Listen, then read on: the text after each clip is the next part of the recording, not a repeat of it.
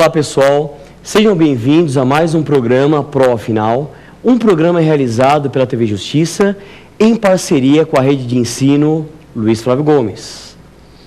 Eu sou o professor Leone Pereira, professor de Direito do Trabalho e Direito Processual do Trabalho. E qual é a estrutura do nosso programa? Ele é dividido em 3 blocos. O bloco 1 é o bloco tema do dia, onde hoje analisaremos um tema importantíssimo de processo de trabalho, que é o tema a reforma do Judiciário, a emenda constitucional 45 de 2004 e os seus reflexos na competência da Justiça do Trabalho. Já o bloco 2 é o bloco Pergunte a um Professor, onde eu responderei as perguntas enviadas por vocês, telespectadores. E-mail provafinal@lfg.com.br provafinal@lfg.com.br. E o terceiro e o último bloco é o bloco X da questão, onde a gente vai verificar como que o tema do dia vem caindo nas últimas provas do exame de ordem, que vem se tornando cada vez mais difícil e cada vez mais exigente. É isso, pessoal. Segura um pouquinho que daqui a pouco analisaremos o tema do dia e questões muito interessantes, como, por exemplo, será que o seu trabalho tem competência para processar e julgar crimes contra a organização do trabalho, como, por exemplo, o trabalho escravo? Até daqui a pouquinho.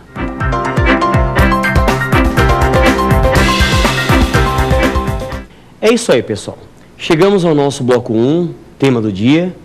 Quais foram os reflexos da emenda constitucional 45 de 2004, a reforma do Judiciário, na competência da Justiça do Trabalho? Então eu deixei aquela pergunta no ar. Será que a Justiça do Trabalho tem competência para processar e julgar os crimes contra a organização do trabalho? Segura um pouquinho que a gente vai chegar lá, eu só preciso fazer a introdução para chegarmos nessa pergunta e respondermos. Bom, então todo estudo, ele parte da premissa da emenda constitucional 45 de 2004, que é uma das mais famosas, das mais conhecidas, intitulada a Reforma do Judiciário. E tanto a doutrina quanto a jurisprudência justo-trabalhista afirmam que esta emenda 45, ela representou um verdadeiro divisor de águas. Como assim divisor de águas? Uma competência material antes da emenda 45 e outra competência após a emenda 45.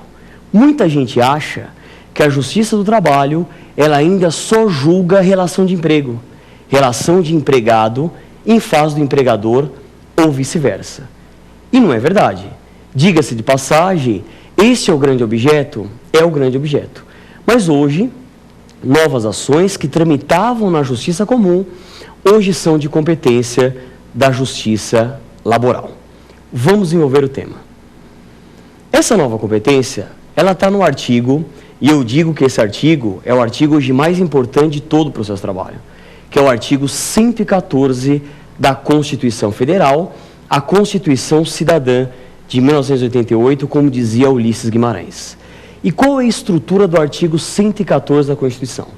Ele tem um caput, 9 incisos e 3 parágrafos.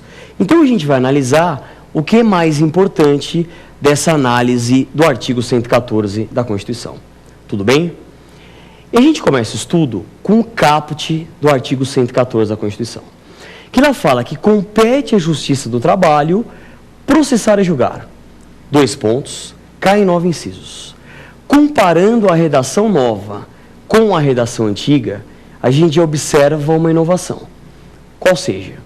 A redação antiga falava que compete à Justiça do Trabalho conciliar e julgar. E agora, fazendo cotejo com a redação nova, a nova redação vaticina que compete ao seu trabalho processar e julgar. Então, a palavra conciliar, ela foi suprimida e no lugar nós temos a palavra processar. E eu pergunto para você que está assistindo a aula, está assistindo o programa. Será que a supressão da palavra conciliar e a entrada da palavra processar eliminou ou diminuiu uma das grandes funções da Justiça do Trabalho, que é a conciliação? Resposta negativa. Não. Ainda a conciliação, ela continua sendo uma das principais funções da própria Justiça do Trabalho. Por isso que você verifica até na mídia as semanas de conciliação, as metas do CNJ, do Conselho Nacional de Justiça. A conciliação ainda é uma das grandes funções da própria Justiça do Trabalho. Só para ilustrar, no procedimento comum ou ordinário, cujo valor da causa supera 40 salários mínimos, temos 2 tentativas obrigatórias de conciliação.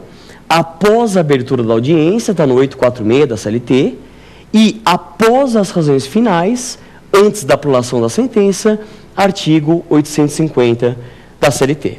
Só que a conciliação, ela é possível em qualquer momento do processo, é o que fala o artigo 764, parágrafo 3º da CLT. Portanto, o que você tem que memorizar para as provas? Que a conciliação continua sendo uma das grandes funções da Justiça do Trabalho. Mas por que então que houve alteração? A alteração encontra o fundamento em novas ações que hoje são processadas na Justiça Laboral em que a conciliação ela é inviável. Por exemplo, no caso de impetração de mandado de segurança, você não consegue imaginar uma conciliação em mandado de segurança.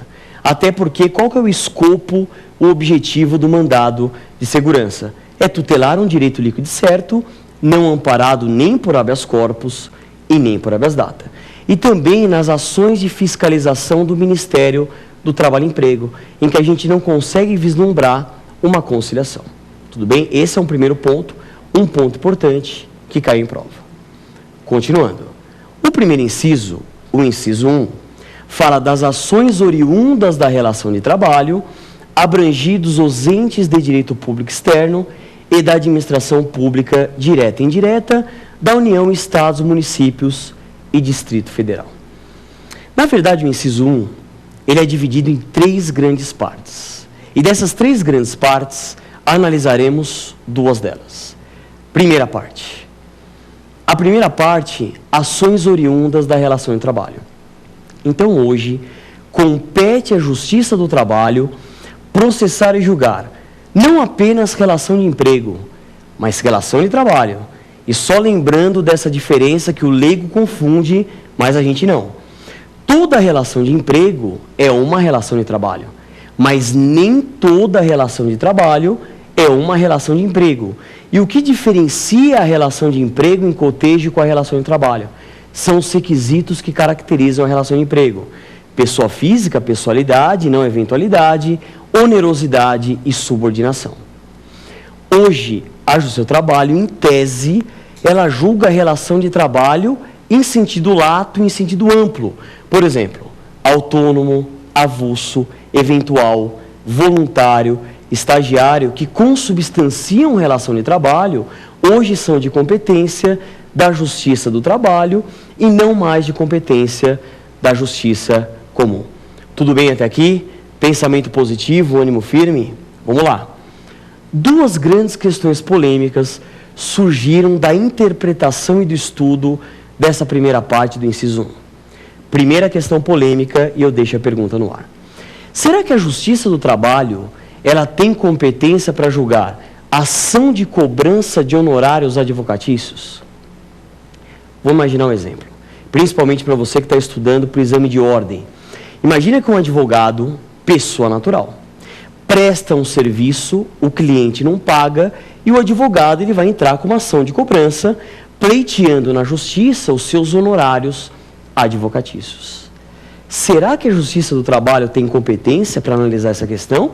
Ou essa ação deve ser ajuizada na Justiça Comum? Vem prevalecer o entendimento que a competência é da Justiça Comum Estadual.